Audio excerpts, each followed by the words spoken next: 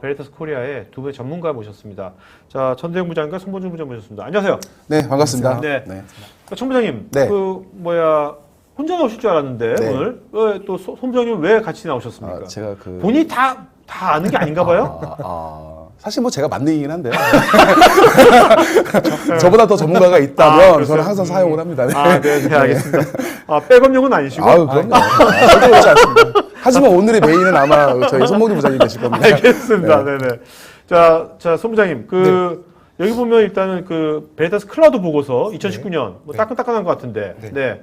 이건 뭡니까? 누구를 대상으로 조사한 건가요, 이건요? 일단은 대상은 저희 한국을 포함해서 한 16개국, 15개국의 글로벌 이제 IT 담당자, 클라우드 아키텍처를 대상으로 조사를 한 거고요. 네.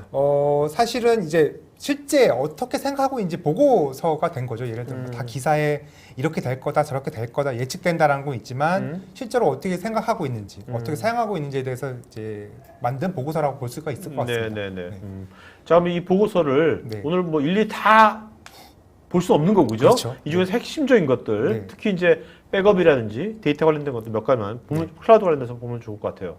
자, 맨 처음에 요 그래프는 뭡니까? 의미하는 바가. 그 보고서에 나와 있는 건데요. 네. 일단 이제 다들 신문 기사에 성장한다라고 하는데 실제로 그러면 이제 어떻게 쓰고 있냐라고 보면 한 50% 가까이는 이미 퍼블릭 클라우드에서 내 워크로드를 올리고 있다. 50% 정도를 올려놨다라고 이제 답변을 했다고 합니다.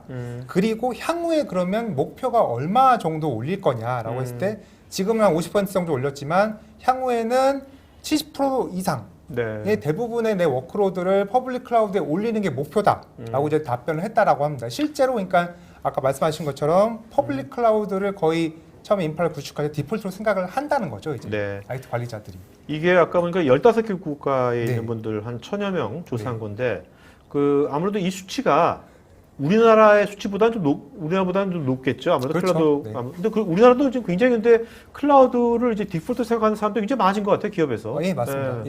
저희가 솔루션을 이제 설명하러 가면 꼭 물어보시는 게 이거를 퍼블릭 클라우드에 쓸 수 있는 거냐를 꼭 물어보시더라고요. 그만큼 뭔가 인프라를 구축할 때 혹은 지금은 당장 아니더라도 내가 퍼블릭 클라우드를 고려는 하고 있다라는 걸 항상 이제 얘기를 생각을 하시는 것 같습니다. 자, 근데 우리가 이제 클라우드에 이제 단순히 인프라만 쓰는 것이 빌려 쓰는 것이 아니라 이제 클라우드에 IaaS를 쓰게 되면 클라우드에 이제 데이터도 가지 않습니까? 그렇죠, 애플전도 가고요. 그런 데 있어서 뭔가 실제 사용자들이 클라우드가 만능 아니야? 다 해주는 거 우리는 이제 모든 걸 다 걱정 하도 안 해도 되는 거 아니야? 그렇죠. 그거는 뭔가 오해인 거죠?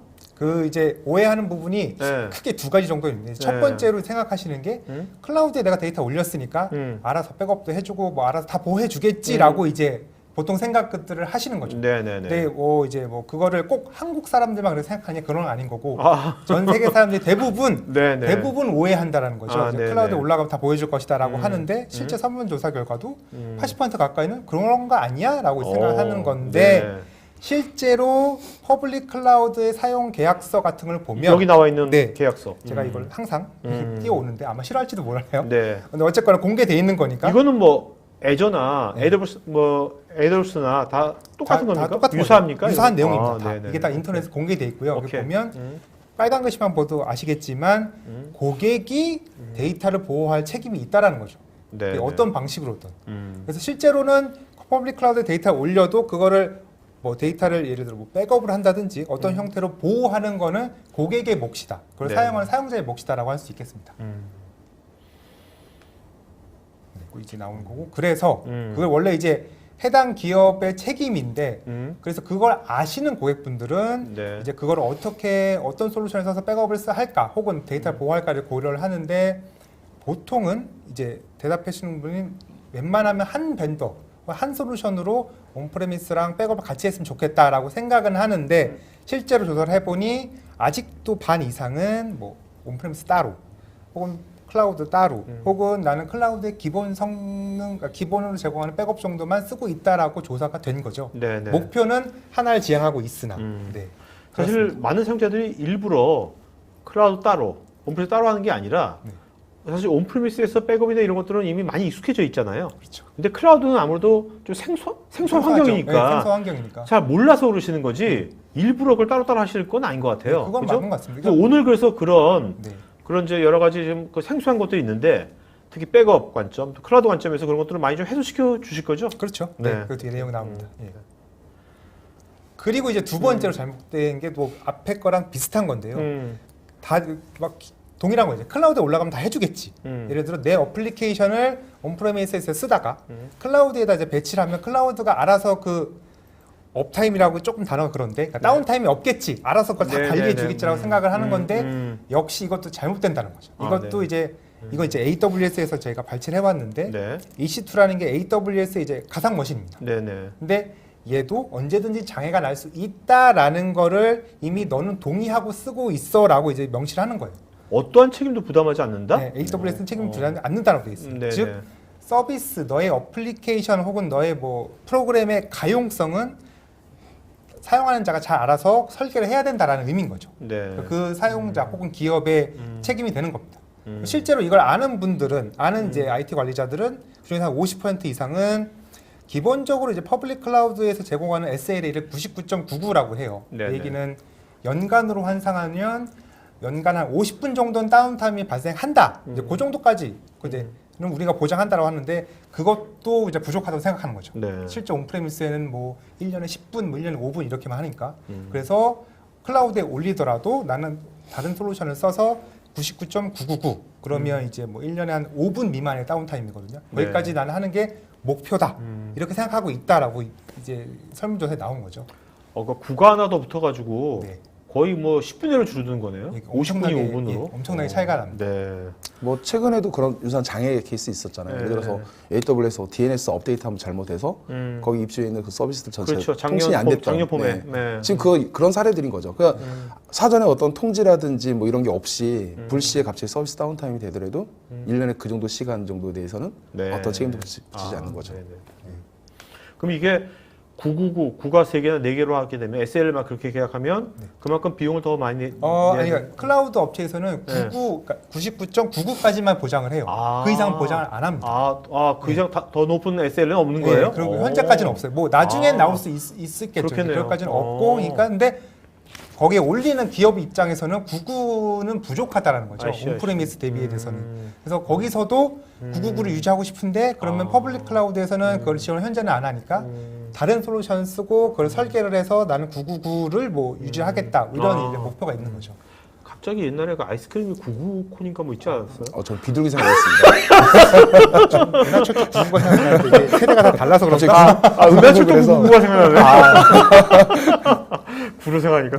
자, 클라우드 가이드. 그래서 이런 것들에 대해서 그래서 지금 베리타스에서 네. 클라우드 가이드 같은 것들, 이런 뭐 문서라든지 아니면 이런 가이드라인 같은 게 있나 보죠? 그 이제 뭐 앞에 이제 보고서는 이제 저희 홈페이지 가서 보실 수가 있고 좀 더 네네. 많은 내용이 있는데 오케이. 이제 앞에 보고서 보는 것처럼 고객들이 클라우드를 이제 쓰는데 아직까지도 약간 혼란이 있다라는 거죠. 이걸 어떻게 써야 될지, 이걸 누가 책임인 건지.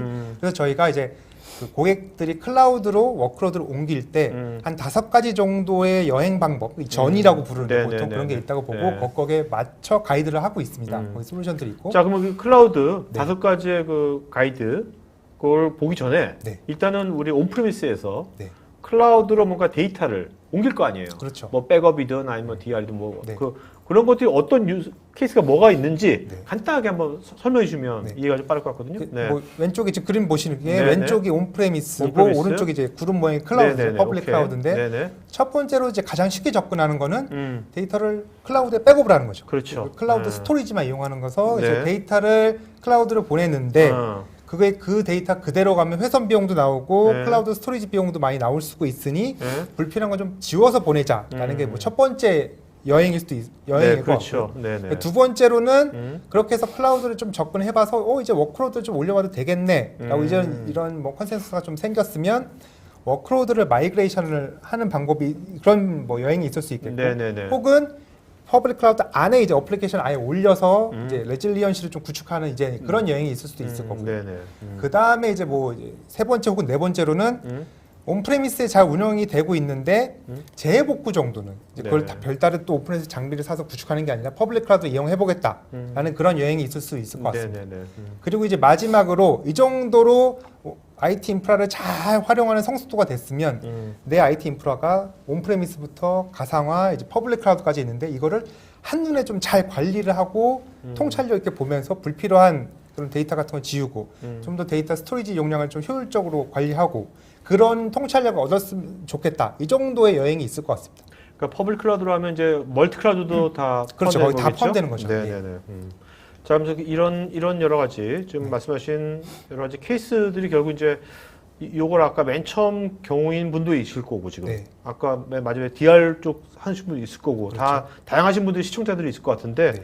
일단 이런 것들에 대해서 각각 개별적인 가이드라인뿐만 아니라 어떤 그거에 대한 그 개별적인 솔루션도 네. 다 있는 거죠 베리타스가. 네, 다 네네, 있습니다. 네. 거기 많은 솔루션이 다 있고. 오늘 그래서 그러면 굉장히 많은 이 오른쪽에 네. 색깔이 빨간색으로 돼 있는 게 솔루션 이름입니까? 예, 맞습니다. 와, 몇 개야 벌써? 넷백업. 넷백 우리 잘 알겠죠. 우리 백업 잘 알고. VRP, 인포스케일, 네. 클라우드 포인트, 그다음에 앱타는 앱타. 벌써 하나, 둘, 셋, 한 넷. 2시간 해야 될 것 같습니다. 네네네. 자, 여기 아까 말씀하신 그런 네. 그 케이스별로 그렇죠. 있는 것 같아요. 하나하나 알아보도록 하죠. 예. 네네네. 오늘 말씀하실 때, 요거 말씀하실 때 좀 이렇게 물론 기도도 중요하지만 이런 것들이 지금 국내에서 다 쓰이고 있는 거죠. 사례들이 네. 있는 거죠. 이미 쓰시는 고객도 있고 이렇게 해서 테스트하는 고객도 있고 음. 요거를 고려하시는 고객들도 있고 다양하게 지금 준비를 하고 계십니다. 오케이. 그러니까 저희가 이제 이런 포인트, 이런 관점으로 이제 말씀드린 이유는 네. 베리타스는 온프레미스에서 최적화되어 있지 않느냐. 우리는 클라우드 가고 싶은데 네네. 그러면 베리타스가 아니라 다른 솔루션, 다른 방법을 우리 검토해봐야 되는 거 아니냐라고 그 착각하시는 고객분들 굉장히 많으세요. 네. 근데 사실 그렇지가 않아요. 저희 베리타스 이전에 제공하는 그런 솔루션들은 온프레미스뿐만 아니라 클라우드에서도 가장 최적으로 사용할 수 있는 그런 솔루션들이거든요. 네네. 그래서 그렇다면 왜 저희 베리타스 솔루션들이 온프레미스뿐만 아니라 클라우드에 이르는 전체 환경에 걸쳐서 어떻게 최적으로 네. 사용할 수 있는 솔루션이 될 수 있는지 그런 부분들을 오늘 설명드리려고 하는 오케이. 거죠. 네. 자, 그러면 일단 클라우드 쪽에 네. 백업을 네. 얼마나 쉽게 할 수 있는지 네. 고객부터 먼저 하죠. 네. 앞서 이제 그 클라우드로 백업을 할 수 있는 그런 방법이 있다라고 이제 짧게 얘기를 하긴 했는데 네. 일단 최근에 이제 언론 매체라든지 아니면 좀 선두 기업에서 먼저 클라우드로 가겠다라고 이제 이렇게 외치다 보니까 많은 기업들도 그럼 우리도 언젠가는 클라우드로 가야지라는 생각을 해요. 그렇다 그러면 막연하게 클라우드를 가야지가 아니라 그럼 클라우드를 어떻게 쓸 수가 있지? 라는 고민을 다시 해볼 수가 있게 되는 거죠. 그러면 네네. 가장 쉽게 접근할 수 있는 게 백업이라는 거예요. 근데 백업이라는 것도 종류가 여러 가지가 있겠죠. 뭐 다이렉트로 클라우드로 데이터를 보내서 백업을 할 수도 있겠지만 그렇죠. 네. 아까 그림에 잠깐 보셨는지 모르겠지만 테이프이 언급이 돼 있었거든요. 1차 백업된 데이터를 장기 보관하기 위해서 테이프라는 매체를 이용했었다면 소산. 그렇죠. 이제는 테이프이 아니라 클라우드를 이용한 장기 보존을 한다는 거죠. 그런 목적으로 사용하는 접근하는 게 가장 쉽다라는 관점에서 백업이 먼저 얘기가 네, 되는 네, 거고요. 네. 기존의 넷백업은 클라우드에 있는 그런 오브젝트 스토리지를 마운트해서 백업된 데이터를 클라우드로 보내는 이런 모든 기능들이 이미 지원이 되고 있습니다. 네. 그런데 고객분들이 그런 걸 잘 모르시는 분들이 많이 계시기 때문에 그래서 현재 어떤 장기 보존 데이터를 클라우드로 하는 것이 아니라 테이블로 하고 있는 상태라면 이제는 클라우드로 할 수 있는 그런 아키텍처 이미 제공하고 있고 기존에 구매하신 라이센스 안에서도 이미 그런 기능들 다 사용할 수 있을 거예요. 왜냐하면 기존에 온프레미스에서 구매했던 라이센스를 그렇죠. 그대로 별도 차지 없이 맞습니다. 클라우드에서 쓸 수 있다. 최근에 저희가 라이센스 형태로 물론 개별 라이센스도 있지만 최근에 트렌드 자체가 이제 용량 단위 라이센스를 많이 판매를 해요. 네네. 그러다 보니까 최근에 구매하신 고객들은 거의 다 용량 기반의 라이센스를 사용 중이실 거거든요. 그렇다면 그분들은 별도의 추가 비용 없이, 그러니까 여기서 얘기하는 추가 비용이라는 거는 저희 베리타스의 네. 추가 비용 지불이 없이 클라우드에 데이터를 언제라도 보낼 수가 있게 된다는 겁니다. 사실 저희는 그 데이터를 클라우드에 뭐 보내건 사본을 몇 카피를 만들건 이거에 대해서 저희가 별도로 차징을 하지 않습니다. 자, 그러면 지금 저희 시청자분들께서 네. 온프레미스 베리타스에 있어요. 그리고 지금 뭔가 파일럿을 클라우드를 쓰고 있어. 그렇다면 지금 이 방송을 듣고 나서 한번 해볼까? 하면 바로 해볼 수 있는 겁니까? 사실 지금 핸드폰만 펼쳐봐도 이미 네. 쓰고 계실 거예요. 클라우드로 백업이라는 거는. 우리 핸드폰에 보게 되면 사진 찍으면 클라우드로 가죠. 뭐 아이클라우드가 될 수도 있고 드랍박스가 될 수도 있죠. 이걸 확대해 놓은 게 온프레미스에서 넷백업이라는 솔루션을 이용해서 백업된 데이터를 클라우드로 보낸다고 보면 돼요. 그렇게 핸드폰에 하듯이 그게 쉽습니까? 맞습니다. 굉장히 쉽죠. 네. 그러니까 기존에 이미 사용하고 계신 정책에 클라우드로 카피해주는 정책 하나만 추가시켜주면 되는 거예요. 네. 구성이나 이런 부분들은 저희가 다 가이드를 해드릴 거고 그리고 워크로드 자체가 클라우드로 가 있는 경우도 있을 수 있어요. 그렇다면 이미 용량 기반의 라이센스를 보유하고 계시기 때문에 클라우드에서 언제라도 EC2 호스트로 BYO 형태로 네네. 구성을 해서 백업 서버를 만들고 클라우드 안에 있는 워크로드를 그대로 보호를 할 수가 있습니다. 저희 맨 마지막 줄에 네이티브 AWS 이미지로 변환된다고 그랬는데 네네. 이게 뭐고 이게 뭐가 좋아진 겁니까? 이걸 뭐라고 표현하기보다는 온프레미스의 그런 이제 가상 환경, 특히 이제 VM웨어 환경을 운영하고 계시다라면 네. 저희가 이런 VM들을 스냅샷 형태로 백업을 해드리잖아요. 이걸 클라우드로 전송을 한 다음에 클라우드에서 네이티브 AWS 이미지를 컨버팅을 시켜드린다는 얘기예요. 네네네. 그리고 아까 이제 앞서 얘기했던 것처럼 뭔가 DR을 구성을 하겠다, 워크로드를 옮기겠다, 뭐 여러 가지 목적에 의해서 클라우드로 시스템들을 넘기고자 하는 고객들이 있을 수 있어요. 네. 그렇다 그러면 온프레미스 있는 시스템을 클라우드에 같이 만들어 놓거나 아니면 클라우드에 재구성하기 싫으면 온프레미스 있는 거를 그대로 컨버팅해서 클라우드에 올려야 되는 거니까 오케이. 그런 부분에 저희 넷백업이 도움을 드릴 수 있다는 거죠. 네. 말씀 들어보면 넷백업만 있으면 될 것 같은데. 완벽하죠. 백업할 때. 근데 여기 클라우드 카탈리스트도 왜 나온 거예요? 이거는. 클라우드 카탈리스트라는 거는 중간에 얘 또 왜 있는 거예요? 좀 좋은 포인트입니다. 이게 무슨 얘기냐면 사실 그 백업된 데이터를 요즘에는 이제 중복 제거라는 기능을 사용을 해서 1차 스토리지 저장을 하거든요. 근데 이 중복 제거라는 기능이 이 중복 제거 스토리지 밖으로 벗어나게 되면 원본 데이터 형태로 다시 풀려집니다. 그러면 훼손비용이 올라가는데. 당연하죠. 그럼 다시 말해서 1TB의 데이터를 백업을 했어요. 그래서 네. 중복 제거를 돼서 실제 저장된 건 뭐 한 100메가만 저장이 됐었다. 그러면 나는 이 100메가만 보내고 싶은데 그게 아니라는 거예요. 다시 풀려서 1TB의 데이터가 회선을 타고 넘어가는 거죠. 네. 뿐만 아니라 클라우드 안에서도 1TB의 공간을 차지하게 되겠죠. 네. 그렇다면 회선 비용도 줄여야 되고 클라우드 사용 비용도 줄여야 되기 때문에 중복 제거된 상태 그대로 아까 말씀드렸던 그 100메가만 클라우드로 보낼 수 있는 방법이 필요하다는 거예요. 네네. 그걸 위해서 저희 베리타스는 클라우드 카탈리스트라는 그런 게이트웨이를 제공을 하고 있습니다. 이제 뭐 많은 분들은 또 그렇게 질문을 하기도 해요. 그냥 어플라이언스 또는 넷백업 소프트웨어 안에서 이 게이트웨이 자체적으로 그냥 어떠냐?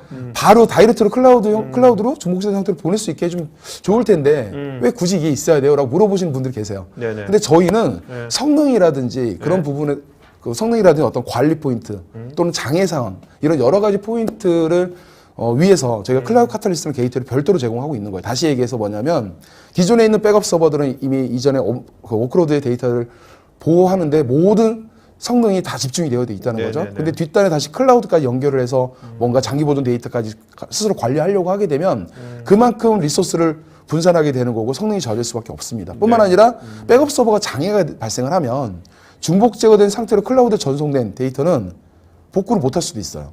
왜냐하면 중복 제거된 데이터들에 대한 그런 어떤 메타데이터 값들은 백업 서버에 저장이 돼 있을 건데 네네네. 장애 나면 그 데이터도 사라지겠죠. 네. 그러면 클라우드에 저장된 그 조각들을 다시 원본으로 풀어낼 수가 없게 되는 겁니다.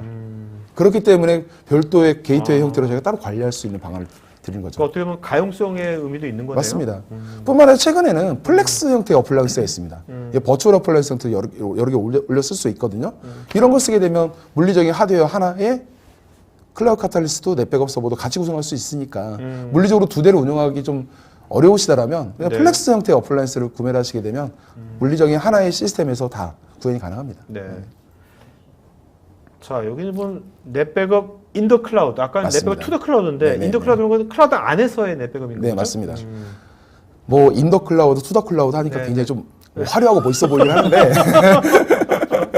사실 뭐 어렵진 않습니다. 그게 무슨 얘기냐면 네. 온프레미스하고 동일하다 보시면 돼요. 음. 클라우드 안에서도 버추얼 머신을 만들어서 얘네 넷백업 솔루션을 올려서 그렇게 해서 클라우드 워크로드의 전반적인 데이터들을 넷백업을 통해서 보호할 수가 있다는 거고요. 네네. 저장소는 클라우드 제공하는 그런 블록 스토리지라든지 오브젝트 스토리지 마운트에 쓸 수가 있습니다. 그러니까 중복 제거 저장이 필요하다라면 블록 스토리지를 붙여서 백업을 하시면 되는 거고 네네. 굳이 중복 제거 저장까지 필요 없다 하시게 되면 오브젝트 스토리 붙여가지고 다이렉트 백업을 하시면 돼요. 그러니까 네. 이 내용이 그러니까 결국 앞에 저희 보고서에 있던 내용 중에 하나인 거예요. 그러니까 고객들이 원하는 거는 하나의 솔루션을 통해서 그렇죠. 온프라미스도 쓰고 싶고 뭐 클라우드 안에서 쓰고 싶은데 저희 넷백업이 결국에는 뭐 보통은 어플라이언스 형태만 또 아시는 분이 있더라고요. 근데 저희는 네. 기본적으로는 소프트웨어거든요. 그러니까 소프트웨어니까 클라우드 안에 가상 머신 위에 소프트웨어 설치하면 온프레미스랑 동일한 기능을 또 쓸 수가 있는 그러니까 거죠. 우리가 이제 넷백업 하면 이제 온프레미스에서 많은 분들이 많이 이제 사용자 경험이 높은 거지 않습니까? 네. 네네. 이제 그 동일한 사용자 경험을 클라우드에서 동일하게 해볼 수 있는 거네요. 그대로 그죠? 쓸 수 있는 거죠. 네. 예. 그리고 지금 현재는 클라우드로 그런 식으로 이제 만약에 워크로드 넘긴다 하더라도 이거를 영원히 클라우드 안에서 운영할 거라는 담보는 할 수는 없습니다. 네. 만약에 실제로 사용을 해보니 생각과 다르게 뭐 성능이 좀 저하된다든지 아니면 내가 생각하는 성능까지 올리려고 하다 보니 많은 비용이 지출이 될 수도 있어요. 네. 그렇다면 반대로 다시 내려오는 상황이 발생할 수도 있잖아요. 그렇다면 온프레미스뿐만 아니라 클라우드까지도 단일화된 솔루션을 통해서 통합으로 관리해 줄 필요가 있다는 거고요. 그리고 모든 시스템 자체가 또 클라우드로 갈 수는 없습니다. 100%. 네네, 온프레미스 어느 정도 그렇죠. 시스템 운영이 될 거기 때문에 어느 환경이든 간에 하이브리드 운영이 될 수밖에 없다는 거죠. 그렇다면 통합 관리를 위해서 단일화된 솔루션을 통해서 그 모든 환경을 보호할 필요가 있어요. 네. 네. 자, 그다음 스냅샷인데 네. 이 클라우드 워크로드에 대한 스냅샷이 왜 필요한 겁니까? 많은 분들이 착각하는 것 중에 하나가 네. 온프레미스에서 엑스파일 시스템들은 보통 OS 이미지 백업 솔루션들을 하나 설치를 해서 그걸 통해서 이제 스냅샷 백업을 관리를 해요. 네. 클라우드 가서도 뭐 똑같이 하면 되는 거 아니야? 아니면 아까 그 앞서 설문조사 결과에서도 보게 되면 클라우드에서 제공하는 그런 백업 기능이 의존한다. 뭐 이런 응답 결과가 네네네. 있었는데 네. 이 스냅샷 백업이 다 그런 거예요. 그게 뭐냐면 클라우드 그런 서비스 제공 사업자라고 표현해야 되나요? 뭐 예를 들어서 AWS나 네네. 애저가나 뭐 이런 여러 가지가 있을 수 있는데 그런 클라우드 프로바이드 벤더들은 기본적인 스냅샷 기능들을 제공을 합니다. 네. 이 스냅샷 기능은 뭐냐면 OS건 데이터건 상관없이 그냥 스냅을 떠주는 거죠. 생성해 주는 거죠. 네네. 그렇게 해서 그냥 그러니까 획일화된 주기적으로 그렇죠. 항상. 그래서 그냥 획일화된 보관 주기로 딱 관리만 해줘요. 그렇다면 사용자 입장에서는 이게 제대로 관리가 되고 있는지 스냅이 생성됐고 뭐 하는지 이걸 알 수도 없는 거고 나는 보관 주기를 더 가지고 싶은데 안 되는 거죠. 애플리케이션별로 달라질 수도 있는 그렇죠. 거니까. 그리고 이게 제대로 스냅이 관리되고 있는 거야 보려면 시스템별로 다 접근해서 일일이 체크를 해야 되는 거죠. 네네네. 이걸 통합으로 관리를 할 수 있는 클라우드 포인트라는 솔루션을 저희가 함께 제공을 하고 있습니다. 오케이. 네. 네. 자, 그다음에 우리가 이제 그 뭐 온프레미스, 프라이빗, 뭐 퍼블릭, 또 멀티 클라우드 이렇게 돼 버리면 이게 결국 이제 가용성, 우리 엔터프라이즈 가용성 되게 중요하지 않습니까? 가용성이 이제 한 군데서가 아니라 모든 영역에서 가용성이 뭔가 담보가 돼야 될 거 아닙니까? 그렇죠. 네, 그런 것들은 맞습니다. 어떻게 그 베리타스는 그 이제 앞서 저희 다섯 가지 가이드라인 중에 이제 백업 얘기를 그러니까 데이터 보호를 백업을 통해서 하는 걸 좀 얘기했다면 지금은 이제 어쨌거나 이것도 데이터 보호인데 이거를 가용성 통해서 이제 보호를 해보자라는 거죠.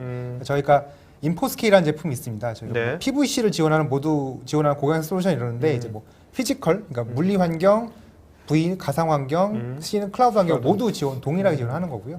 기능은 굉장히 많은데 네. 네 가지 정도로 이제 압축을 해보면 이기종 플랫폼을 지원하고 또 이기종 OS를 지원합니다.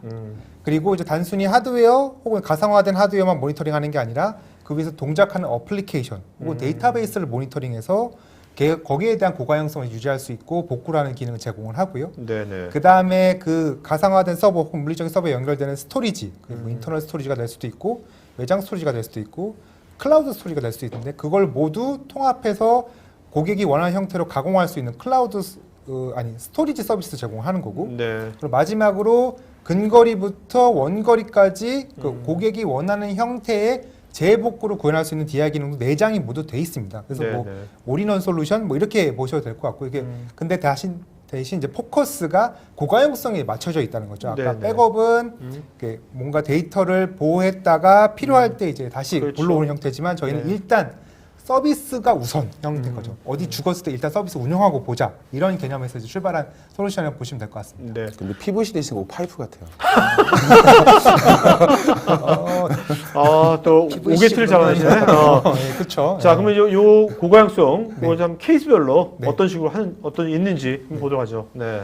일단 요거는 이제 종합적인 그림인 건데요. 이제 퍼블릭 클라우드에서도 어플리케이션의 레질리언시 혹은 어벨러빌리티 가용성을 이제 보호할 수 있다는 얘기인데 예를 들어 하나의 클라우드 안에서 서로 다른 이제 가상 머신 간에 그렇죠. 그리고 이제 퍼블릭 클라우드에서 가장 큰 특징 혹은 단점이라는 게 네. 공유 스토리지 제공 안 합니다. 아, 그래요? 양쪽 서버에서 동시에 볼 수가 없어요. 아, 네, 각각 네. 하나씩만 보는데 그거를 저희 솔루션을 통해서 공유할 수 있는 환경을 만들 수가 있습니다. 그 얘기는 기존에 쓰던 어플리케이션, 온프레미스에서 쓰던 어플리케이션을 그대로 퍼블릭 클라우드로 활용할 수가 있는 거고 그 가용성 그대로 퍼블릭 클라우드에서도 고가용성을 구축할 수가 있는 거고요. 그러니까 이제 기존에 우리 클라우드 마이그레이션 갈 때 네. 그 기존 온프레미스 된 것을 완전히 리호스팅 할 때 네. 되게 좋겠네요. 그렇죠. 아. 네. 기존에 검증된 내 아키텍처, 기존에 검증된 솔루션 그대로 갖다 쓸 수가 있고요. 그런 환경을 저희가 만들어 드릴 수가 있고 그리고 혹시 멀티 클라우드다 아니면 나는 클라우드 내 리전을 여러 개 쓰겠다라고 하면 그 사이 간의 재복구도 저희 인포스케일 통해서 구현을 할 수가 있습니다. 네네. 그 기능이 다 내장돼 있어서 그거를 압축한 그림이라고 보시면 될 것 같아요. 지금 여기 있는 그림은. 네네네. 자, 여기 보면 이렇게 존이라고 있지 않습니까? 네. 우리가 보통 이제 리전, 네. 뭐 AWS 서울 리전, 뭐 이렇게 리전하고 존하고 그렇죠. 좀 그러니까 구분해 주신다면. 예. 그 AWS에서 얘기하는 리전은 네. 사실 국가에 가깝고요. 뭐 네. 서울 리전이라고 하지만 그 네, 대한민국에 이제 하나 있는 리전. 음. 근데 뭐 미국은 좀 많더라고요. 네, 근데 네. 대한민국은 작아서 그런지 모르겠지만 이제 그거 개념이라고 하면 그 안에 존은 그 대한민국 안에 서로 다른 지역인 거죠. 이제 뭐 아. 서울 대전 혹은 네, 서울 네, 네. 부산, 네. 뭐 대전 부산 그렇게 지역을 나눈 개념으로 보시면 될 것 같습니다. 네네. 근데 이제 저희 보통은 그래서 그 존과 존 간에는 가상 머신도 그렇고 거기 있는 스토리지도 그렇고 공유할 수가 없어요. 옮겨가려면 어딘가로 백업이 됐다가 다시 리스토어 해야 됩니다. 네네. 근데 저희 인포스케일을 이용하면 그 둘 사이를 저희 솔루션을 통해서 이을 수가 있는 거죠. 그래서 공유 스토리지를 그 존 사이에 만들어서 어플리케이션을 액티브 혹은 액티브 스탠바이로 올릴 수 있는 환경을 만들어 드립니다. 네네. 그래서 RPO, 그러니까 데이터는 그 존 간의 제로로 RPO 제로 유지할 수 있고 페일오버는 뭐 어플리케이션에 따라 좀 다르겠지만 네네네. 수십 초에서 한 1분 이내로 이제 아. 넘겨가는 거를 구현을 할 수가 있습니다. 그러니까 이게 클라우드로 인해 가지고 네. 클라우드로 인해 가지고 아까 뭐 여러 가지 기존의 온프리미스에서 잘 운영되던 그런 가용성에 네. 클라우드로 갔을 때 뭔가 또 갭이 몇 개가 있는데 네. 그 갭을 메꿔주는 거네요. 네, 얘가? 메꿔주는 겁니다. 가용성을. 실제로 이렇게 구현하신 고객도 있고요. 지금 테스트도 했고 저도 실제로 들어가서 POC를 했었고 이 고객분은 그 공유 스토리지를 위해서 여러 가지를 좀 활용을 했어요. 예를 들어 클라우드에서 제공하는 또 공유 파일 시스템이 따로 있고 네. 혹은 저희와 좀 다른 복제 솔루션도 있는데 다들 이제 단점이 있는 거죠. 저희만큼의 성능 혹은 원하는 그런 기준이 안 나와서 결국에는 저희 솔루션을 이제 네, 사용을 네. 쓰고 계시는 고객사가 하나 있습니다. 이거를 실제로 저희가 작년에 네. AWS 같이 테스트를 했었어요. 아, 네. 어떤 공통된 세일즈 덱을 만들기 위해서 그래서 인포스케일 그리고 백업 같이 가서 이제 네, 같이 좀 코어를 했었었는데 음. 그때 이제 이런 그 리전 간의 어떤 공유 파일 시스템을 만들어서 뭔가 서비스를 구축하고 하는 걸 그때 저희가 이제 보여드리니까 네. AWS 분들도 실제로 이런 게 돼요라고 하실 정도로 굉장히 생소한 그런 네네. 기능이죠. 하지만 베리타스는 그런 기능을 이미 지원하고 있었다는 겁니다. 네. 그리고 이 장은 이제 재해복구에 관련된 것 같은데 앞서 말씀드린 것처럼 저희가 이미 재해복구를 할 수 있는 기능도 포함이 돼 있어서 그 라이센스에 네. 뭐 내가 뭐 서울 리전과 미국 리전을 간에 재해복구 구현하겠다. 혹은 그거를 다시 응용하면 내가 AWS와 애저 혹은 구글 클라우드 플랫폼과 DR을 구현하겠다라고 할 때도 저 인포스케일만 이용해서 데이터를 복제하고 필요할 때 그 어플리케이션을 재해복구할 수 있는 그런 기능을 제공을 해서 구현할 수가 있습니다. 그 요걸 그대로 응용하면 이제 그 다음 짝이 되는데 온프레미스와 퍼블릭 클라우드 간에도 하이브리드 클라우드를 구현할 수가 있는 거죠. 네네. 그러니까 기존에 내가 온프레미스 데이터 센터에는 뭐 공유 스토리지가 이미 있으니까 이제 굳이 그 저희 공유 기능을 안 써도 되는데 네네. 그런 상태에서 재해복구 정도는 퍼블릭 클라우드 구현할 수 있지 않을까 그런 고객사 이미 있어서 지금 구현을 하신 고객사가 있고요. 그래서 AWS상에 구현을 하셨는데 네트워크만 구현되면 됩니다. 그 안에 TCP/IP 통신만 온프레미스 데이터 센터와 퍼블릭 클라우드 사이 구현만 되면 저희 인포스케일 통해서 복제를 하고 필요할 때 DR 혹은 재해복구 구현하든가 그걸 응용해서 마이그레이션을 구현을 하실 수도 있습니다. 네. 그러니까 뭔가 이게 백업이 아니라 네. 데이터건 애플리케이션이건 그런 것들에 대한 그 다양한 멀티 환경에서의 가용성을 뭔가 고민하는 네. 분들은 맞습니다. 인포스케일을 한번 잘 활용하면 좋겠네요. 그렇죠. 가용성에 더 초점을 맞춘 제품인 거죠. 예. 일단 이 서버가 죽더라도 나의 서비스는 다른 서버에 어디선가든 빠른 시일 내에 일단 복구될 서비스는 되고 그다음에 이 죽은 서버를 그다음에 뭐 내가 하든지 뭐 하겠다는 그럼 인포스케일 갖고 우리 뭐 민방위 훈련처럼요. 네. 진짜 이 가용성이 제대로 동작하는지 네. 이런 걸 쉽게 테스트 같은 것도 해볼 수가 있나요? 네, 있습니다. 네. 이미 뭐 AWS나 뭐 애저 같은 경우는 마켓에 올라가 있거든요. 그래서 라이센스도 60일까지는 무료예요. 네. 그럼 그냥 몇 번 클릭으로 설치해서 테스트 금방 해보실 수도 있습니다. 네네. 네. 자, 뭐 이 정도면 다 된 것 같은데 뭐야 또 베리타스 리질런스 플랫폼 VRP 이건 또 뭐예요? 이게 이제 줄여서 VRP라고 하는데 네. 요거는 앞서 말씀드린 그 백업, 그러니까 넷 백업과 인포스케일하고는 조금 더 이제 방향성이 다른 게 그 넷 백업 혹은 이제 인포스케일은 뭐 하나의 어플리케이션, 뭐 하나의 데이터에 좀 초점을 맞췄다면 얘는 네네. 대규모의 초점을 맞춘 거예요. 예를 들어 뭐 전사의 나의 가상 머신들이 다 이제 하나의 가상화 환경 구축돼 있는데 네.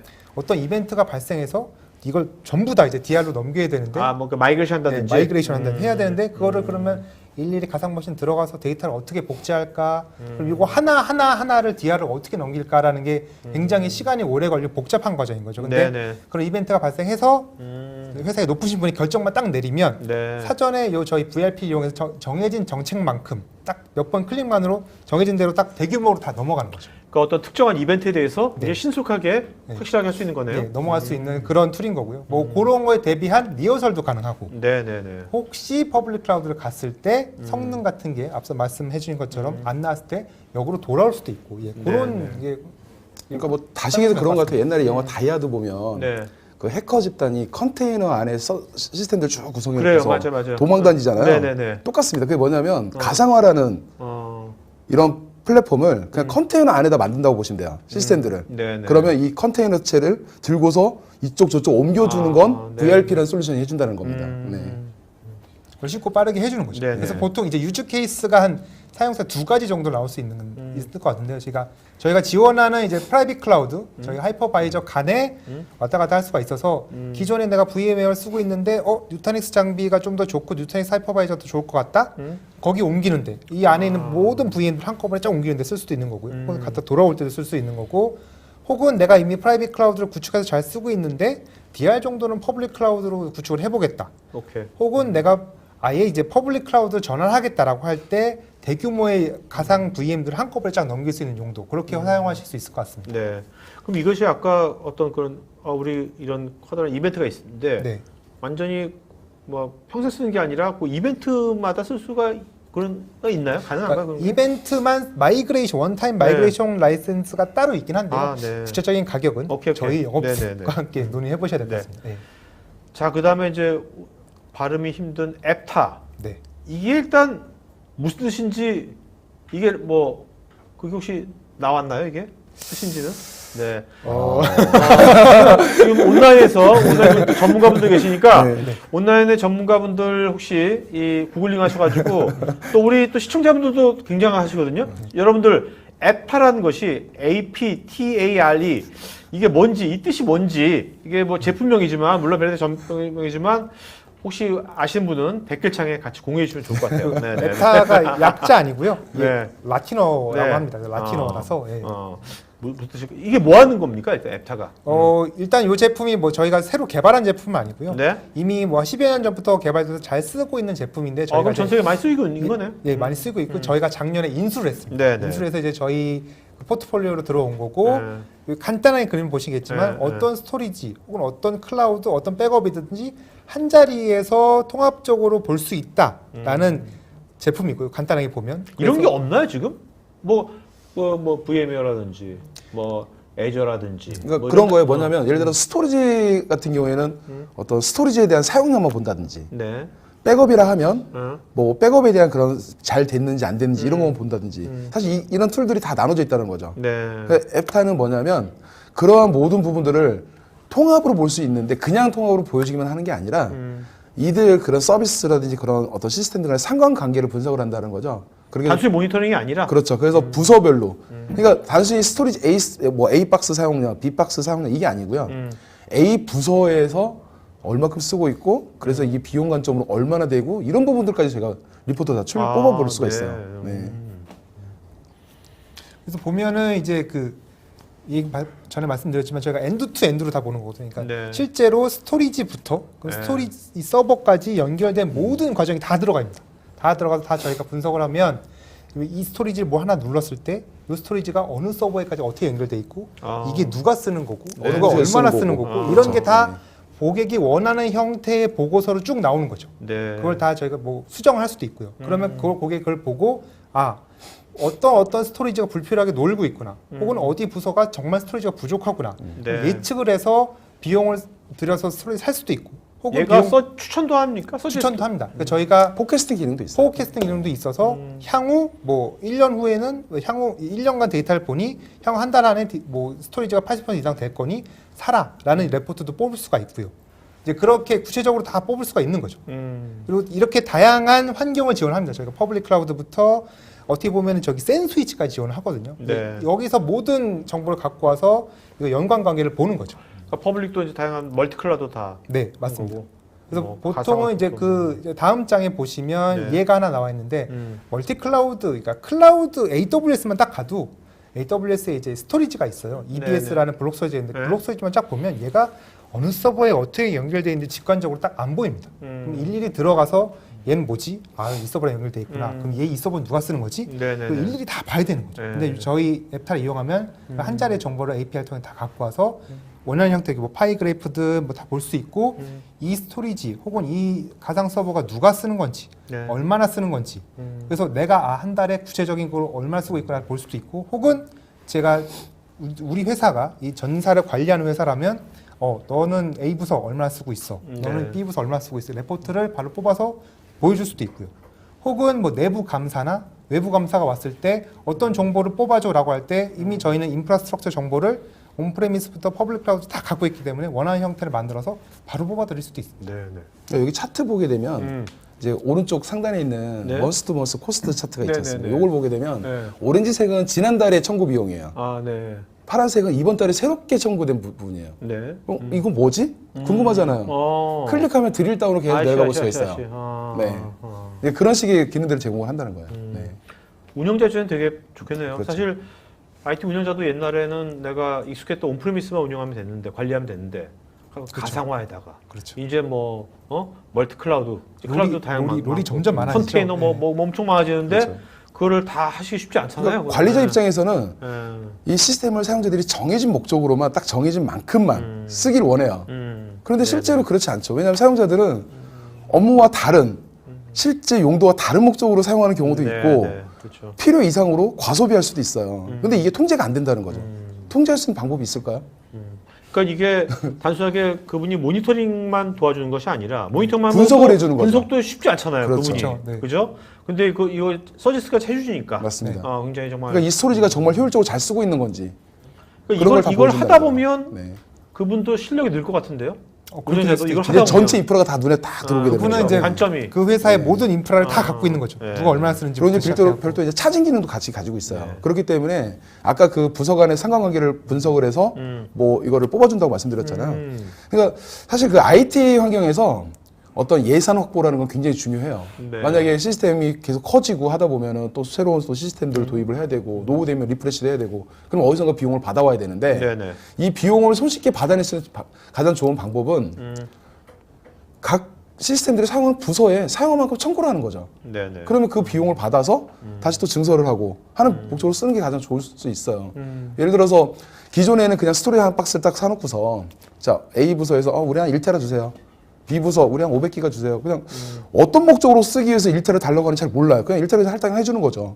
근데 그게 아니라 앞으로는 자, 당신네들이 쓰는 만큼 차징을 하겠습니다. 그러면 이제는 1테라가 아니라 그럼 저희 한 100기가만 주세요. 이럴 수 있어요. 그렇죠. 예. 그게 다 예산을 줄일 수 있는 방법이라는 거죠. 그런 부분을 제가 도와드릴 수 있습니다. 네. 근데 우리가 보통 시청자분들 베리타스 하면 백업 뭐 이런 거 뭐 DR 뭐 이렇게 생각하는데 네. 이거를 왜 인수했지?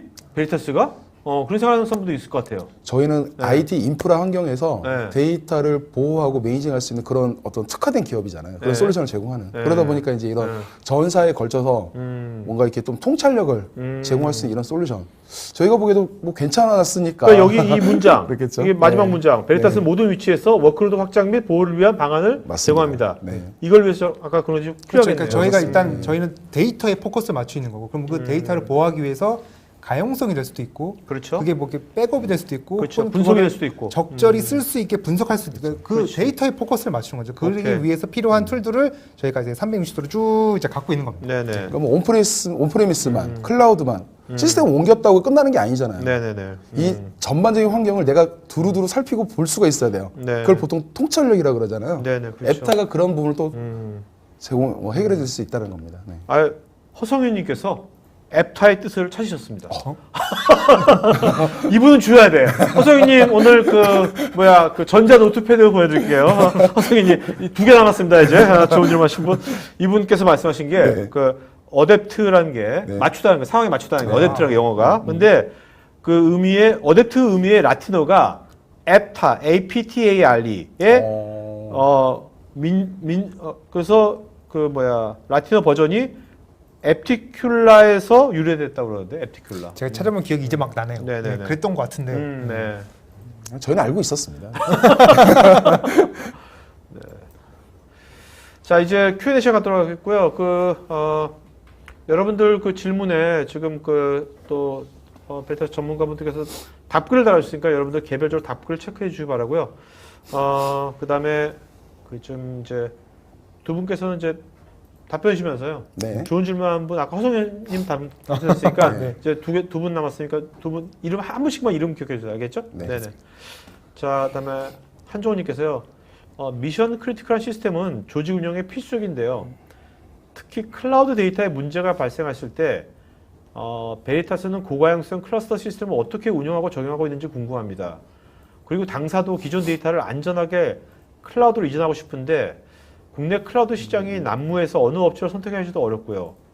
오늘 이런 거에 대해서 좀 코멘트 주신다면. 일단 두 번째 어느 클라우드 선택해야 되는지는 저희가 좀 답변하기가 조금 네네. 어려운 문제 같고요. 네. 네, 첫 번째 보면 이제 클라우드에서 고객 클러스터 어떻게 운영하냐라고 적용하는데 보통 이제 적용하는 시스템을 보면 아까 제가 말씀드린 것처럼 각각의 가상 서버가 있으면 네. 각각의 이제 스토리지가 있는데 네. 그거를 저희가 가상으로 미러를 합니다. 네. 미러를 해요. 실시간으로. 네. 그 얘기는 어느 쪽에서 어플리케이션을 쓰던 양쪽이 동시에 써지거든요.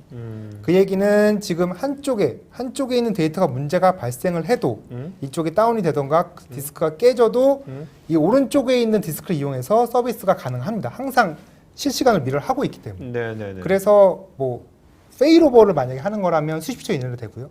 혹은 어플리케이션이 양쪽에서 동시에 운영할 수 있는 거라면 다운타임 없이도 그대로 서비스를 계속 운영을 할 수가 있습니다. 네.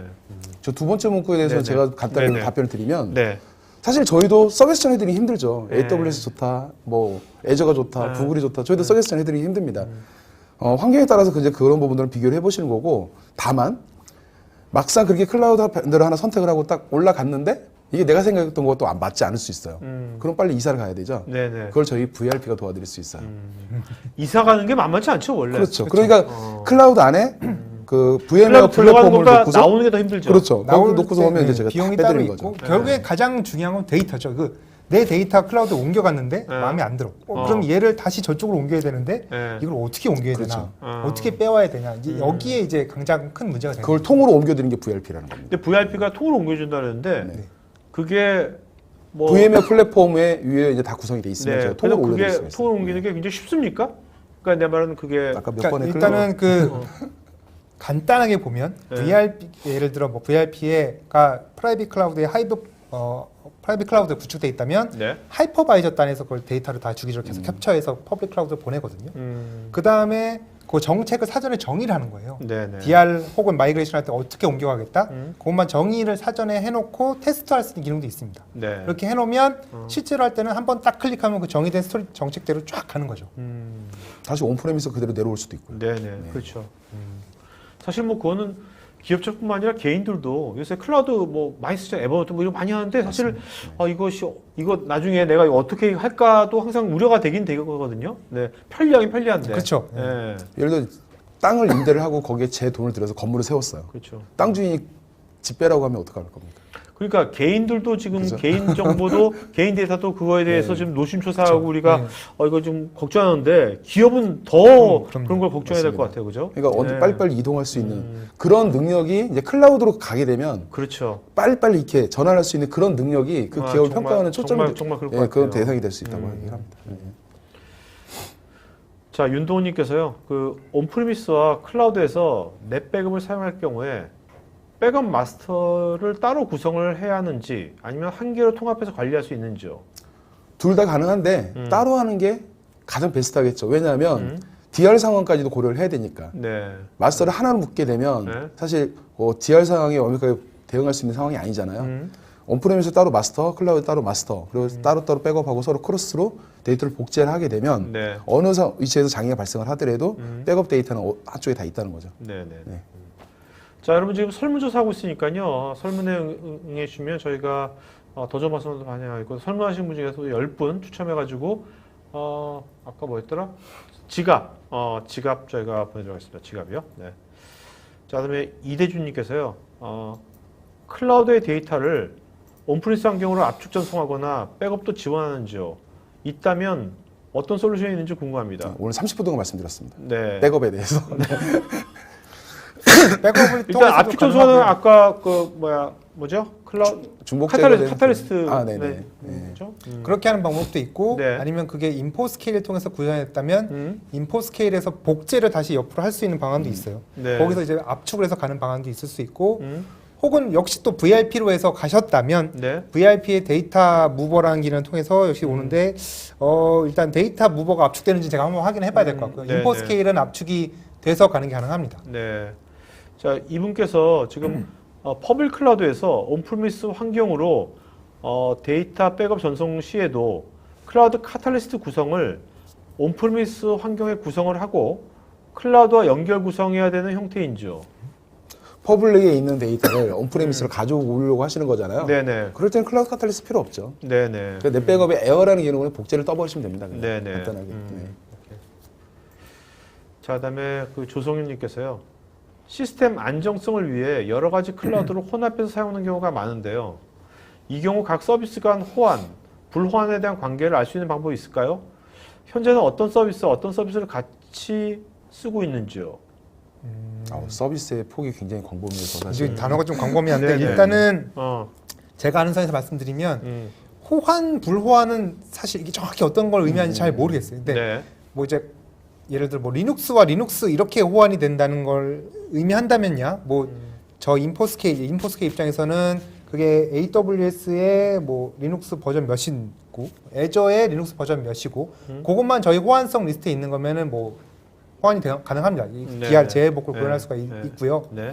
그렇지만 어떤 서비스 같이 쓰느냐 요거는 이것도 조금 애매한데 저희가 그 뭐 만나본 고객들을 보면 아직까지는 이 클라우드를 뭐 이렇게 혼합해서 쓰시는 고객은 없는 것 같아요. 실제로 네. 뭐 액티브 네. 페일오버를 이렇게 하는 고객은 없고 해봐야 아직까지는 재해복구 정도. 네, 그러니까 네, 네. 운영은 애저에서 하되 네. 뭐 재해복구는 뭐 AWS 하겠다 이 정도는 하는데 실제로 이렇게 넘어가서 하겠다라는 것까지 고려하는 고객은 아직 없는 것 같습니다. 아니면 뭐 좀 따로 디파트먼트 이거 예, 그렇죠. 따로 예, 쓰든지. 그렇게까지 하는데 이거를 정말 혼합해서 그렇죠. 예, 뭐 예. 어플리케이션 서버는 여기 있고 DB는 여기 있고 이걸 이렇게 가겠다는 건 아직은 그런 예. 세상이 아닌 것 아직까지는 같은데. 아닌 것 같습니다. 그건 좀 위험한 것 같은데. 그죠? 그냥 얼핏 생각해도. 앞으로도 위험하지 않을까요?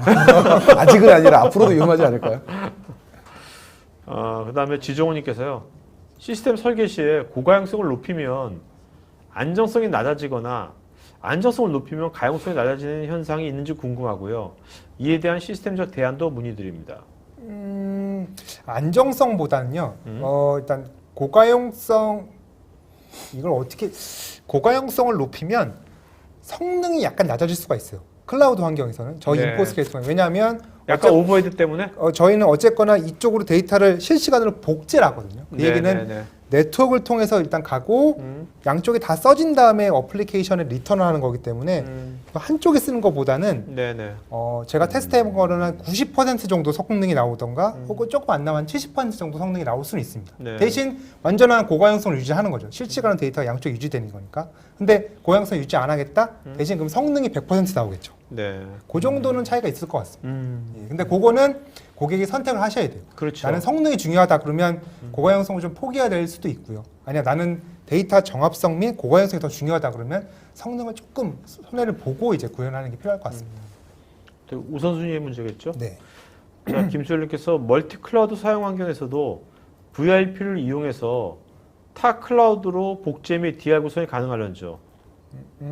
이게 가능하죠. 가능하죠. 예. 그게 VRP의 네, 하나의 아까 네. 말씀하신 저분 선물 드려야 네, 되겠네요. 유즈 케이스 네? 중에 하나인데 네. 멀티 클라우드 가능. 그러니까 저희가 지원하는 멀티 클라우드 환경이면 예를 들어 뭐 지원하는 멀티 클라우드 환경에는 안 지원하는 클라우드도 있다는 얘기입니까? 그렇죠. 어, 예, 예를 들면 아직은 어떤 있습니다. 거? 예를 들어 뭐 알리바바 클라우드, 알리바바 클라우드 지원하나? 어. 저도 그거 좀 봐야 되는데 네, 저희가 네, 리스트가 따로 있습니다. 확실하게 되는 거는 지금 구글 클라우드, 대표적인 대표적인 퍼블릭 레이저 세 개는 다 네. 된다고 보시면 돼요. 그 다음에 프라이빗 클라우드는 VM웨어의 하이퍼바이저, 네. 그다음에 뉴타닉스의 하이퍼바이저, 뭐 그다음에 리눅스의 또 하이퍼바이저가 있는데 아무튼 네. 저희가 또 리스트를 좀 봐야겠지만 전 세계 네. 클라우드 서비스를 다 통합하면 막 100여 개 넘을 거예요. 네. 주로 쓰신다는 클라우드는 지원을 해요. 음. 하지만 막 정말 마이너한 클라우드는 네. 아직까지는 이제 지원을 못하고 지원하려고 노력을 하고 있죠. 네. 네.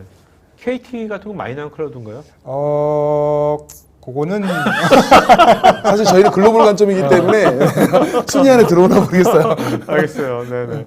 자, 그다음에 그 지종원님께서 랜섬웨어의 데이터 감염을 방어하기 위해서 베리타스 어떤 방식으로 원본 데이터 보호 및 복구를 지원하는지요? 야, 이건 제 이전 방송 다 보셔도 다 계속 나오는 얘기긴 한데 네. 일단 넷백업 어플라이언스 자체는 이 안에 이제 그 굉장히 강화된 보안 메커니즘이 탑재가 되어 있기 때문에 네. 어플라이언스 자체를 뭐 해커가 공격한다든지 랜섬웨어 어떤 실행 파일들이 어플라이언스 내로 유입이 된다든지 이런 부분들이 원천적으로 사실 불가능해요. 그렇기 때문에 뭔가 랜섬웨어를 감지해서 뭔가를 처리하고 이런 방식이 아니라 네. 어플라이언스 자체를 저희가 아주 그냥 확실하게 막는 거지. 보호하는 그런 방법으로 랜섬에 대응할 수 있는 저희가 방안을 제공해드리죠. 네네. 근데 이게 만약에 BYO, 그러니까 다시 얘기해서 넷백업 라이센스만 구매를 해서 X86 서버에 넷백업 뭐 서버를 별도로 구성해서 이런 경우에는 사실 OS 레벨의 어떤 그런 해킹 침해 사고나 이런 부분까지 저희가 대응드리는 어려워요. 그렇죠. 네, 한계가 있습니다. 아, 그게 또 어떻게 보면 어플라이언스하고 네네. 소프트웨어로 쓰는 맞습니다. 경우하고의 되게 좀 차이점일 수가 그렇죠. 있겠네요. 왜냐하면 어플라이언스는 하드웨어부터 OS, 그라운드 솔루션 각종 컴포넌트를 저희가 다 디자인하고 구성해서 제공을 해드리는 부분들이기 때문에 이런 보안성까지도 저희가 다 개런티를 해야 되잖아요. 네네네. 그리고 이제 어떤 뭐 커스터마이즈된 어떤 시큐어된 뭐 하드닝된 뭐 여러 가지 표현을 하긴 다르지만 그런 이제 레드의 OS가 기본적으로 탑재가 되어져 있는데 아무래도 리눅스다 보니까 여러 가지 또 보안 이슈들이 발생될 수 있잖아요. 네네네. 그런 부분들 때문에 여러 가지 그런 보안성 가이드, 구축 가이드에 의해서 이런 OS를 다 하드닝 해놓고 뭐 저희 커스터마이즈 해놓고 했는데도 혹시 모르니 별도의 또 다른 보안 솔루션, 보안 메커니즘 기본적으로 또 다시 또 얹어가지고 이렇게 제공을 해드리는 거거든요. 알겠습니다. 네.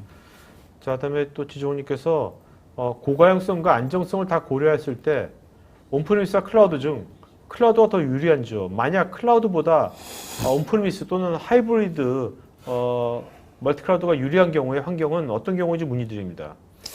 이분은 요거는 지금 가용성 때문에 굉장히 뭔가 고민하신 것 같은데. 지금? 이거는 근데 본인의 어플리케이션이 뭐냐에 따라 그리고 어플리케이션의 성능이 얼마나 필요한가에 따라 좀 다를 것 같아요.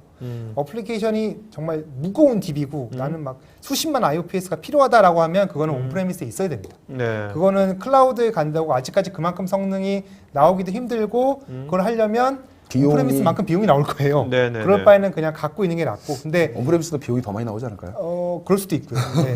근데 이제 그 내가 쓰는 어플리케이션이 뭔가 좀 더 민첩하고 그 필요에 따라서 어플리케이션을 좀 줄였다, 다시 늘렸다, 줄였다, 늘렸다 해야 되는 경우가 필요하다면 그건 클라우드에도 맞을 수 있을 것 같고요. 네네. 근데 결국에는 어플리케이션의 성격에 따라서 그게 좀 달라질 것 같습니다. 그래서 저는 그런 생각을 해요. 뭐냐면 모두가 그럴지는 모르겠지만 제가 경험한 바로는 대한민국 기업들은 스토리지를 생각보다 저렴하게 구매해서 쓰시거든요. 네. 근데 클라우드 가게 되면 그렇지가 않아요. 네. 제 값을 다 내야 돼요. 아, 네, 네. 그렇죠? 여러 가지 관점에서 그렇죠. 비용이 더 많이 나올 가능성이 제가 그렇죠. 보기엔 커요. 뭐 볼륨 디스카운트 이런 거 없죠. 그러니까요. 네. 자, 그다음에 한정호님께서 이거는 오늘 거 약간 다른데 요새 뭐 연예인 스마트폰 해킹 사건이 해가지고 이게 클라우드 문제가 아닌 사용자의 계정 유출로 인한 도용이라는 입장을 밝혔는데 도용의 문제가 발생하면 어떠한 보안이라도 막을 방법이 없는 것일까요? 1단계, 2단계 인증을 선택을 해야만 안전할 수밖에 없는 것인지요. 아, 이건 보안 회사의 그렇죠. 근데 이게 삼성 그 클라우드 네. 있잖아요. 이게 정말 이게 옛날 거 가지고 이게 정말 그 진짜 개인의 저 비밀번호가 누출돼서 그런 거지. 클라우드가 혹시 뭐 한 건지. 클라우드가 해킹 됐을 수도 있죠. 그쵸? 왜냐하면 예전에 뭐 드랍박스 네. 같은 경우에는 그런 해킹 피해 때문에 해외 연예인들 뭐 무비스타라든지 그런 사람들의 네, 그런 네. 뭐 개인 프라이빗한 그런 사진들이 많이 유출되고 했었잖아요. 네, 네. 클라우드도 얼마든지 해킹 될 수 있다고 저는 생각을 합니다. 우리 이런 이제 데이터 그 베리타스에서 아까 여러 가지가 있었는데 그때 백업이나 좀 보호할 때 암호화 같은 거 그런 것도 있나요? 혹시 그런? 저희가 암호화 솔루션을만을 어떻게 제공하거나 하는 게 아니고요. 네네네. 뭐 백업된 데이터를 암호화해서 데이터를 가져온다든지 네. 아니면 가져와 저장할 때 암호화된 어떤 스토리지 영역 쪽으로 데이터를 저장하게 만들어준다든지 뭐 그런 식으로 이제 연동하는 그런 식의 기능들을 저희가 제공을 하고 있습니다. 정식적으로. 그런데 중요한 건 그거예요. 뭐냐면 요즘에 중복 제거를 하잖아요. 네. 이 파이스라고 하는 이 조각조각으로 담겨져 있는 조각들은 유출이 되더라도 아. 사실 쓸 수는 없어요. 아시. 그렇죠? 아, 그렇네요. 이 핑거프린트 값들을 조합한 이 그렇네요. 메타데이터를 통해서 다시 원본 데이터 형태로 만들어내야지만 사실 이 데이터에 가치가 있는 건데. 오히려 암호화한 거를 복구하는 것보다 더 어려운 거고. 그렇죠. 제 생각에는 요즘에는 그런 부분들 때문에 암호화가 굳이 필요한가는 저는 그런 생각도 해보고 하지만 어떤 컴플라이언스 때문에 필요하시다라면 그렇게 저희가 구현해드릴 수 있습니다. 뭐 백업은 그렇고요. 그 네. 인포스케 가용성 보면은 저희가 그 만드는 볼륨을 암호화할 수 있는 기능이 들어가 있습니다. 네, 근데 이제 네. 그거를 활성화하느냐 안 하느냐는 고객의 선택인데 왜냐하면 어쨌거나 암호화를 한다는 건 성능이 그만큼 낮아져요. 깎이는 거예요. 네. 암호화를 백업도 하고 데이터를 마찬가지입니다.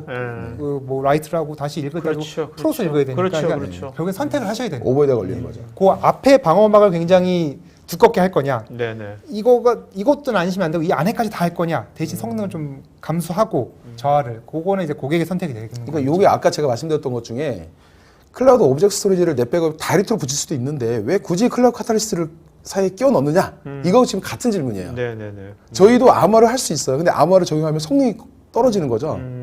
그래서 저희가 서비스를 하는 건 별도의 암호화 툴, 뭐 장비를 사용한다든지 네네네. 이런 방식을 저희는 권장을 하는 겁니다. 네네.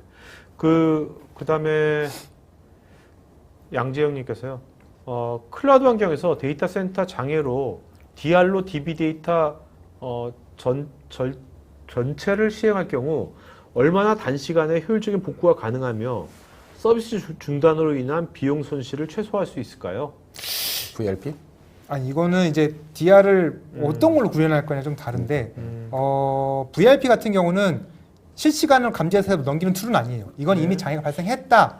이제 이거를 DR로 할 거냐라고 결정이 내린 다음에 쉽게 한꺼번에 가자라고 할 때 쓰는 이제 오케스트레이션 툴인 거고, 요거는 이제 인포 스케일에 또 가까울 것 같은데, 근데 DR을 할지 HA에 네. 초점이 맞춘 건지 모르겠는데 HA 같은 경우는 이미 미러가 되기 때문에 구성하는 거에 좀 다를 수는 있어요. 근데 구성을 어떻게 하냐에 따라서 실제로 테스트했을 때 몇십 초 이내로 서비스가 넘어갈 수도 있고요. 네네. 아니면 구성을 뭐 IP까지 넘기고 어떻게 좀 하겠다라고 하면은 1분이 좀 넘어갈 수도 있습니다. 네. 그리고 그거를 설치하는 기반이 되는 그 가상화 인프라를 내가 좋은 걸로 성능이 좋은 걸로 하다 그러면 좀 더 빨리 넘어가는 거고요. 난 비용을 위해서 되게 아낀다 그러면 그만큼 성능은 또 저하될 수밖에 없는 거죠. 어쨌거나 컴퓨팅 노드에 의해서 계산해서 넘어가는 거기 때문에 네네. 그거는 좀 발생할 수가 있습니다. 자, 양재영님께서요. 또 이분께서 하이브리드 클라우드 방식이 온프리미스 방식에 비해서 데이터 복구, 보호 등에서 더 장점이 있을까요? 장단점이 있겠죠. 네. 네.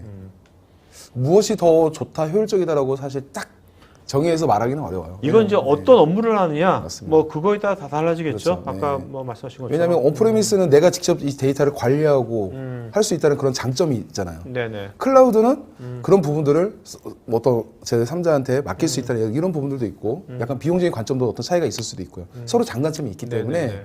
이 그 데이터의 어떤 민감도, 중요도 이런 거에 따라서 뭐 맞는 위치가 다르다고 생각을 합니다. 그다음에 한종훈님께서 중복 체크를 하면 파일명이 같은 것을 말하는 것인지요. 저희는 파일명은 같은데 폴더가 틀린데 이럴 땐 중복 백업이 어떻게 진행이 되는 거죠? 이분은 진심으로 질문하신 것 같아요. 네. 그러니까 중복 제거라는 게 두 가지가 있습니다. 네네네. 그러니까 말씀하신 것처럼 같은 파일들을 모아서 하나의 파일만 저장하는 방식의 중복 제거가 있어요. 네. 근데 저희 같은 이제 백업 벤더들을 제공하는 그런 글로벌 백업 벤더를 제공하는 중복 제거 기술은 이 하나의 파일을 굉장히 작은 조각으로 쪼갭니다. 네네. 그래서 그 조각과 조각 사이에 오케이. 핑거프린트, 디지털 네. 지문들을 비교를 하는 거죠. 네.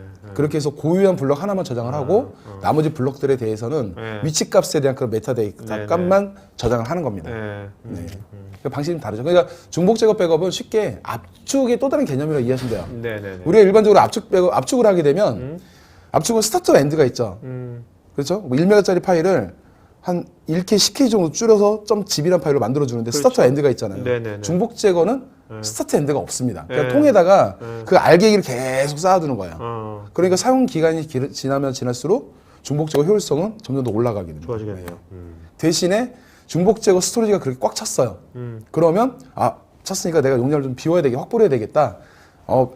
이전에 좀 오래된 백업은 내가 날려야 되겠다.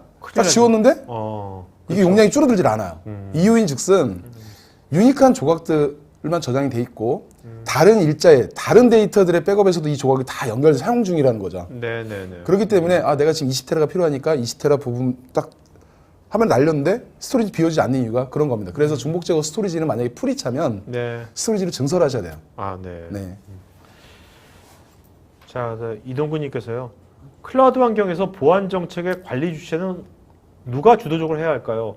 클라우드 서비스 업체의 보안 정책만을 믿으면 될까요? 이거는 이제 보안이다. 네, 이건 이제 보안이고 또 조금 다른 다른데 이슈, 또 다른 이슈. 보통 이제 앞서 저희가 보고서에서 말씀드린 이제 뭐 책임을 전체적인 책임 흐름을 보면 그렇죠. 보안도 또? 아마 최소한은 우리가 하지만 기본적인 보안은 사용자가 해야 된다라는 게 어딘가에 있을 것 같아요. 네, 그럴 것 같아요. 그러니까 결국에는 보안 정책만 단순히 믿는 게 아니라 그건 그거고 우리만의 보안 정책을 따로 유지를 해야 될 것 같습니다. 네, 네. 자, 오늘 그래도 이제 새 방송이니까 이제 올해가 2020년 시작되는 때 하는 거니까 이제 두 분 마지막으로 우리가 시사자는 아니지만 그래도 전문가시니까 한번 꼭 베리타스가 아니라 지금 이제 이런 데이터 보호라든지 이런 관련돼 가지고 클라우드 관련돼 가지고 뭔가 올해 예측이랄까? 올해가 좀 이런 것이 좀 트렌드 될 것 같다. 그거 하나씩만 말씀해 주시면. 일단 제가 보기엔 그래요. 기존의 그 테이프 사용률이 많이 좀 줄고 클라우드 사용률이 많이 늘어날 것 같아요. 그 이유즉슨 하나는 최근에 이제 미팅했던 그런 고객분들도 그러니까 테이프 소산 대신에 네, 그 고객분들도 기존의 테이프로 소산을 하고 있었는데 최신 테이프 드라이브로 다시 리프레시를 했어요. 근데 이전에 테이프 데이터를 복구할 수가 없었던 그러니까 쉽게 해서 비트라시라고 하는 그런 이슈 때문에 좀 이슈가 커졌던 그런 사례가 있었어요. 그래서 그분도 테이프 답은 아니구나 해서 클라우드로 가려고 하시는 부분인 건데 쉽게 말해서 그런 거죠. 우리는 주기적으로 데이터를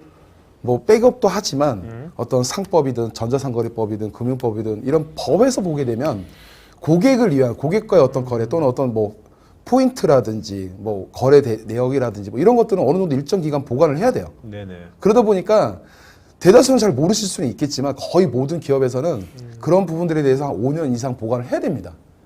근데 실제로 그걸 지키지 않는 부분들이 많죠. 근데 이제 그런 부분들을 지키고자 하다 보면 어쩔 수 없이 장기 보관을 해야 되니까 테이프를 선택하는 경우들이 있는데 이제 테이프이 아니라 클라우드로 가고자 한다는 거죠. 그리고 네. 만약에 클라우드로 갈 수 없다라고 하는 경우에는 테이프 대신에 오브젝트 스토리지 같은 온프레미스 구성할 수 있는 그런 류의 이제 솔루션들이 좀 각광을 받지 않을까 생각합니다. 그럴 것 같은 게 네. 저는 이제 말씀하시니까 요새 데이터가 네. 석유보다 데이터가 더 중요하다 이런 말 맞습니다.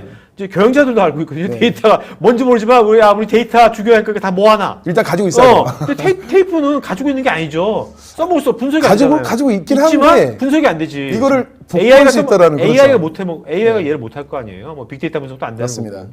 그런 의미에서 클라우드에 올리면 할 수 있으니까. 나중에. 그리고 또 다른 예로는 테이블 지금 이제 LTO 5 정도가 노후됐다고 생각하면 그러면 새로운 테이프 드라이브를 전환하려고 해요. 네. 최근에 LTO 9까지 나왔던 얘기도 있는데 그러면 LTO 5이기 때문에 도입하는 그 테이프 드라이브는 LTO 7밖에 도입을 할 수가 없어요. 네네. 8이나 9은 LTO 5 미드를 읽어낼 수가 없기 때문에 나는 그러면 최신으로 갈 수가 없는 거예요. 네네. 그렇네요. 이것도 좀 안 좋은 거죠. 그러니까 그런 부분까지 해소하려면 클라우드 또는 오브젝트 스토리지 이런 부분들이 답이 될 수밖에 없는 거예요. 네. 손부장님. 네. 저는 좀 간단하게 얘기를 드릴 것 같으면은 작년에는 이제 특히 퍼블릭 클라우드가 우리나라에서 뭔가 좀 태동하는 거였다면 네. 작년 기사도 많이 나왔죠. 이제 가겠다라고 하면 실제로 올해부터는 구현이 돼서 구축된 사례가 더 많이 늘어날 것 같습니다. 작년에 발표했던 기업들이 작년에 많이 테스트를 해서 이제 오늘 하나둘씩 오픈을 하고 있고요. 네. 특히 저희 인포스케이 들어간 캐로 손해보험 같은 경우가 이제 오픈을 했거든요. 네. 순수 이제 퍼블릭 클라우드에서만 그런 그런 사례가 올해는 좀 더 많이 늘어나지 않을까 저는 네, 그렇게 네. 예상을 하고 있습니다. 알겠습니다. 자, 그러면 오늘 아까 허성현님, 우리에게 앱타 뜻 맞추셔서 허성현님하고 또 두 분, 질문자 여러분 두 분, 한 분씩 이름 불러주시겠습니까? 질문하신 분 중에서? 저는 아까 그 처음에 네. 처음에? 어느 분이었죠? 이분 아니었나? 제일 처음에 한종훈 그분이 한종훈 아니. 님이었나? 아닌가? 한종호님. 맞네. 네네. 자, 한종호님하고요. 어차피 느낌이 다 왔습니다. 저는 그 위에 조금 더 위에 보시면 양재영님. 양재영님, 네. 자, 양재영, 한종원, 허성현, 요 세 분은요, 저희 스태프 이메일로, 본인 이름, 주소, 핸드폰, 이메일 보시면, 전자 노트패드, 네, 태블릿 아닙니다. 나중에 받으시고 뭐라고 하지 마세요, 저한테. 전자 노트패드 보여드리겠고요. 여러분들 설문하고 있으니까 설문해 주신 분들 또 10분께, 지갑 보여드리겠습니다. 지갑 보여드릴 테니까. 이게 목걸이 걸 수 있는. 네, 목걸이 그거예요. 거니까 여러분들 맞이해주시고요. 그 오늘 이제 토카이티 이제 구정전 마지막 방송이고요. 여러분 제가 아까 서두에 말씀드렸듯이 토카이티가 이제 1월 30일 날 작년에 저희가 방송을 생방송을 한 110번 이상 했어요. 했는데 그 한 10회 이상 들어오신 분이 또 몇백 명 되시더라고요. 그래서 그분들한테 제가 아마 이번 주 월요일 날 제가 초대장을 보내드렸는데 여러분들 그날 다음 주 목요일 날 저녁 7시부터 한 10시까지 할 거니까 한 동아리처럼 캐주얼하게 같이 모여가지고 같은 관심사 갖는 분들이니까 그래서 인사도 하고 그런 시간 가질 거니까요. 여러분들 참석 가능하신 분들은 그 1월 30일 날 이벤트 페이지에 사전 등록하시고 그러면 오시면 되겠습니다. 그래서 같이 한번 얼굴 한번 보는 것도 좋을 것 같아요. 다음 주 목요일 날. 자, 여러분 구정 잘 보내시고요. 요번 구정 짧지만 하여튼 뭐 잘 보내시고 하여튼 뭐 저는 드릴 인사가 하여튼 구정 때 충전 푹 하셔가지고요. 충전 많이 하셔가지고 새해에는 여러분들의 좋은 에너지를 주변에다가 그 에너지를 좀 많이 좀 공유하시는 그런 2020년이 되면 좋을 것 같습니다. 자, 오늘 방송에서 마치도록 하겠습니다. 네, 고맙습니다. 네, 수고하셨습니다. 네.